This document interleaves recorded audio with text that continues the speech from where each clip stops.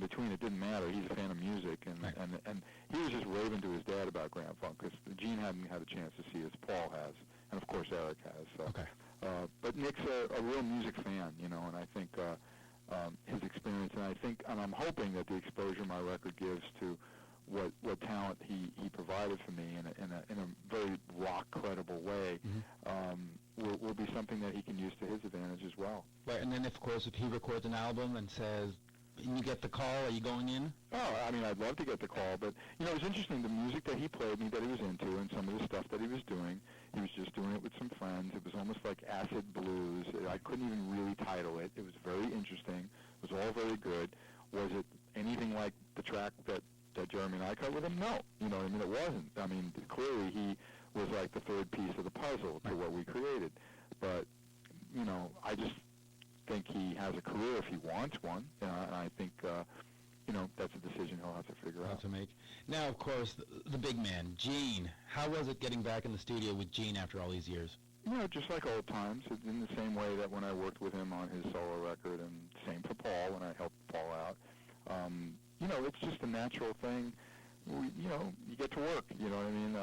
The only part I was really nervous about, because lyrics are really personal, and generally in Kiss, I would suggest a title or a concept, but rarely. Okay, I have to admit, because you know they're both very good at that, both Gene and Paul, and Gene especially has his little book of ideas and everything. But he kept singing "Ain't Gonna Die," something about not dying, and then I was like, that sounds a little morbid or kind of weird. What is he, a superhero? He's not going to die. What does he mean?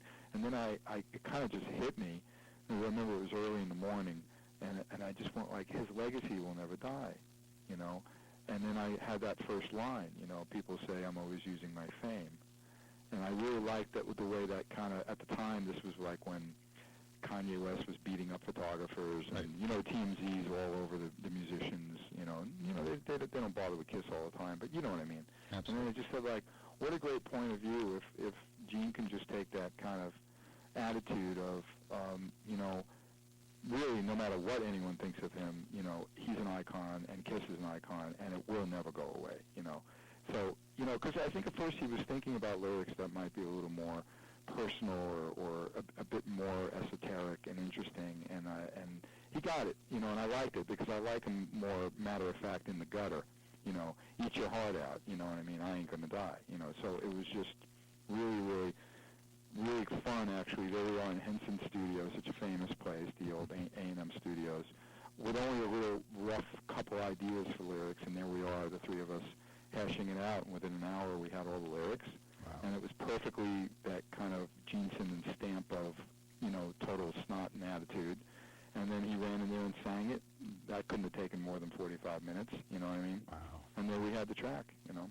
Now that one went fast, but the album itself, you know, if you looked at your website, the updates kept coming in. It seemed to take a long time to come together. Yeah. It was excruciatingly long. Now, but it wasn't like, was it just because of all your different commitments? Exactly. Okay. Well, it's a you know, double-edged sword. First, it was certainly the touring with Grand Funk, me doing dates with Eric Singer, me going off and doing my own solo things when people offer things that I say. Like your clinics in Australia and stuff like that. Yeah, whatever it is, you know. It's hard for me to say no to work that I enjoy doing. That is something good for my career. Did I like that sometimes it got in the way of finishing BK3? You know, I always looked at the bigger picture that, well, it's going to get done and it's going to get done right. But the other side of the coin was also the fact that Jeremy and I revisited things sometimes, you know, 2 and 3 and 4 times, okay? Which can be dangerous sometimes, though. Yeah, but this was done for the right reasons. Okay. You know? I mean, in the same way that, yeah, Nick's just going to come in and do a little bit of backgrounds, and he says, you know, I think I could sing this better. Go for it. You know, Jeremy had me sing things a few times. Sometimes the solo was readdressed. Sometimes guitars were changed, you know. Sometimes the bass was done 3 times, you know. It all depended on, our attitude was no compromise, and if it meant doing it again, which always cost me more money, you know, because studio time isn't free, we did it, you know, and, you know, we had to make it right, because I always felt like this was a record I just wanted to be as proud of as Revenge, which was my favorite of all my Kiss work, you know. And a great album, by the way. Yeah. Thank you. You're going to have to work with Bob Ezrin on a next BK album someday. Well, I got the next best thing, because actually Jeremy's related to Bob. Oh, there you go. Now, and that's kind of how I met him. So that's it. They have that same common vibe or whatever. Professor, intelligence that is very, very creative, but also slightly insane. But I like it. Now that it's done and you're going to go out and do some shows and some clinics and the whole thing, do you just sit back and go, oh, all right, or is your mind already going, okay, BK4 here, let's go, we got what's stewing? I have another way of calling it. Jeremy and I say, like, what about BK 3.1?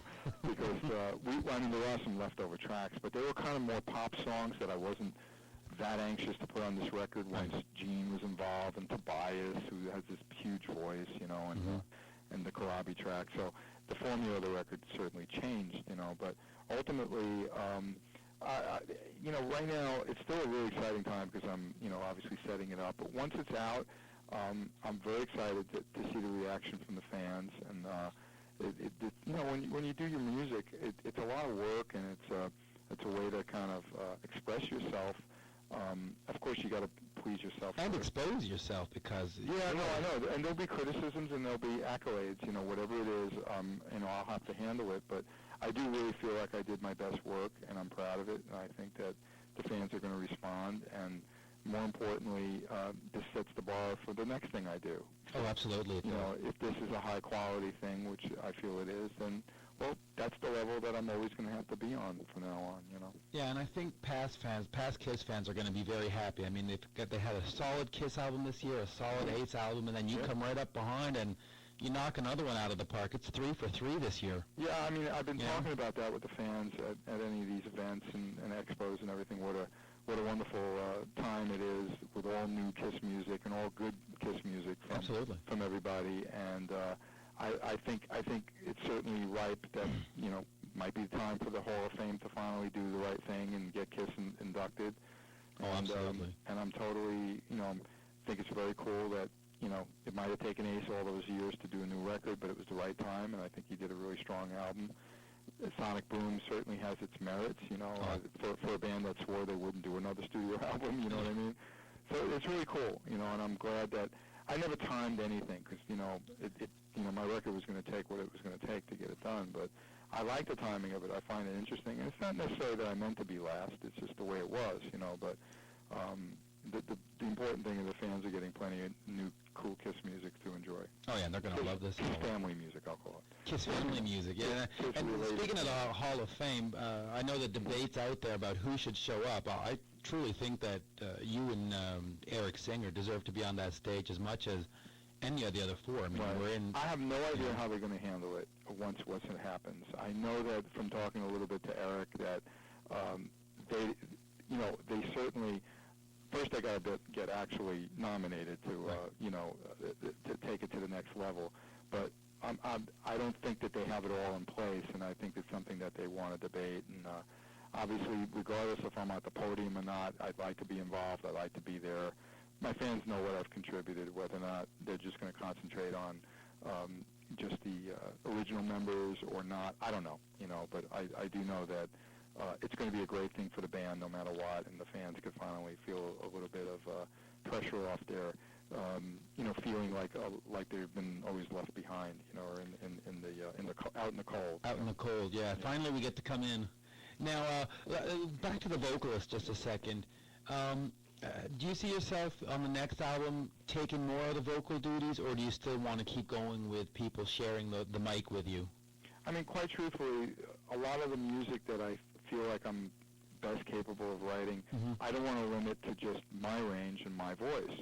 Right. Like a Dave Matthews has a very, identifiable voice and a certain range. But he's got that down. He's writing the stuff practically all himself, and it works for him. With me, I like to write a lot of different kind of things, and I could never sing It Ain't Gonna Die. I just couldn't. Right. I couldn't even sing, Dirty Girl. It's just not in my range to pull it off right. So I think I'll be doing more of the same, to be honest.